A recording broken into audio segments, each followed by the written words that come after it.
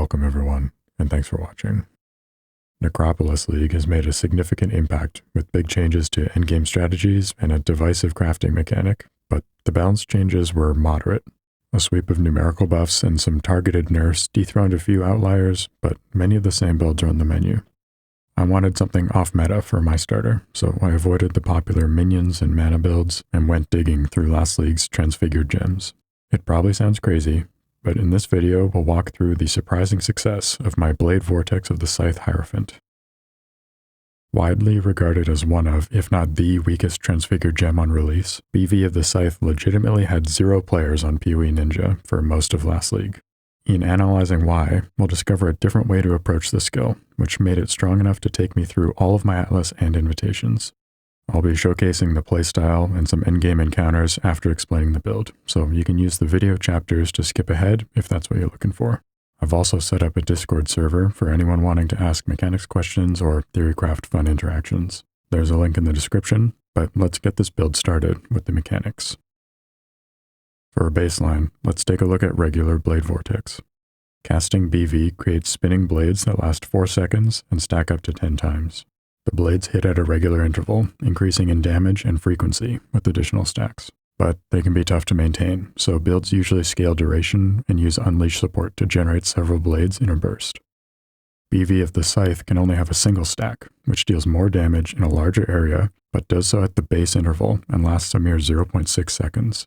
Even after the 25% buff this league and an extra support gem in lieu of Unleash, it ends up dealing around 2,540 DPS, compared to regular BV's 6,580, roughly 60% less. However, unlike the regular gem, it's important to note that BV of the Scythe hits immediately when cast, and then again at each interval. Using Golden Rule to reflect poisons to ourselves, we can see that a single cast will hit twice before expiring. And as long as we're careful not to scale any skill duration or have any quality on the gem, it will expire immediately after the second hit, letting us cast again for a quicker third hit. We need to leave a gap of 2 server ticks to avoid extending the blade duration, but if we can tune our cast time to 0.66 seconds, we can nearly double our hit rate. As long as we don't exceed that cast time, we can think of the spell as a single nova with 2 hits rather than an ongoing effect. That means cast speed is a damage scaling layer. But with a cast time of 0.8 seconds, we can only handle about 20%, unless, of course, we use totems. Normally, spell totem support has a major trade-off.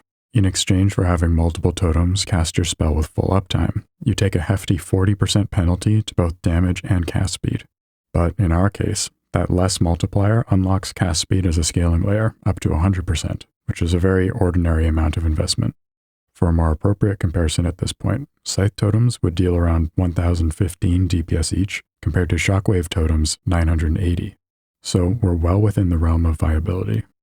In order to scale these spell totems, we can use Soul Mantle for the free support at the cost of rapidly self-cursing as we resummon the totems.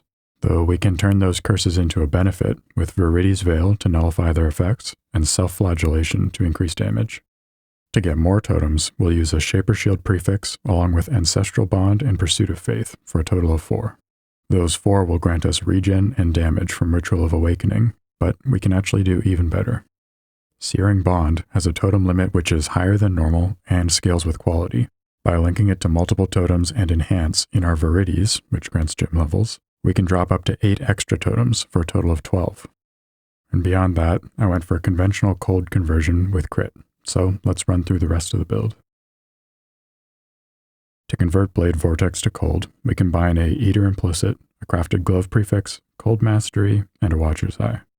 Scaling physical into cold is very efficient with Herald of Purity, Taste of Hate, and Hatred, and we can buff that cold damage further by applying Bone Chill with Frostblink's Chilled Ground. Bane can quickly and cheaply apply Frostbite, Elemental Weakness, and Punishment, which we're able to apply alongside Assassin's Mark thanks to Anathema, which sets our curse limit to our power charge limit. We have 5 minimum and maximum power charges thanks to Conviction of Power and Disciple of the Forbidden, and they'll be serving triple duty thanks to their base 50% crit chance, upping our curse limit, and granting more spell damage thanks to Inner Conviction from Militant Faith. We can multiply our spell damage further with some Arcane Surge effect to buff Arcane Blessing, as well as Pain Attunement, which is enabled by Petrified Blood. Many builds would use Arrogance to reserve the top half of their life with Petrified Blood, but the intention is for this build to combine it with a Defiance of Destiny. Petrified Blood reduces the initial life loss from hits by 40%, using our strong regen and recoup to deal with the rest over time. So we're using 55% of our life pool against 60% of incoming hits, which appears insignificant. However, with a normal build, Defiance recovers between 0 and 42% of available life before each hit, depending on how low you are. But with an unreserved Petrified Blood life pool, it recovers between 34 and 76% of our available life, thanks to the permanently missing portion. So, you can't be killed by hits which deal less than 76% of your life, even if you're on death's door. Unfortunately, Defiance was moved to Tier 0 rarity this league, so it's been out of my budget. But it looks like the price is declining as the community exploits rogue exile farming strategies. My experience with the build has been notably squishier as a result, but the solution is there if you have the currency. For mitigation, we gather a bunch of armor from Determination, the Watcher's Eye, and Ironwood, which scales with our totem count. That armor fuels Molten Shell, and its physical damage reduction stacks with our 4 minimum endurance charges. And it's far from capped, but we hit around 71% spell suppress between the tree and our gear. In order to deal with ailments, we can pass 100% reduced duration of ailments on us with Anointed Flesh, Arcane Sanctuary, and a mod on the Militant Faith, which gathers 120 devotion from this socket. And to wrap it all up, it's important that we don't neglect the totem's defenses, as we'll be dropping them in melee and resummoning them reduces casting uptime. The upper side of Primal Manifestation and an Ironwood Anoint will make the totems durable enough to survive our aggressive playstyle. The build's playstyle is probably best described as a cross between totems and traps.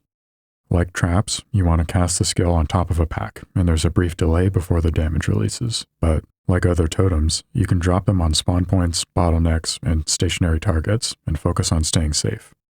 While mapping, a couple hits are enough to finish a pack, so we can drop a totem on each pack as we run by. And in tougher maps, we can boost our damage by dropping a Searing Bond pair between each Scythe Totem.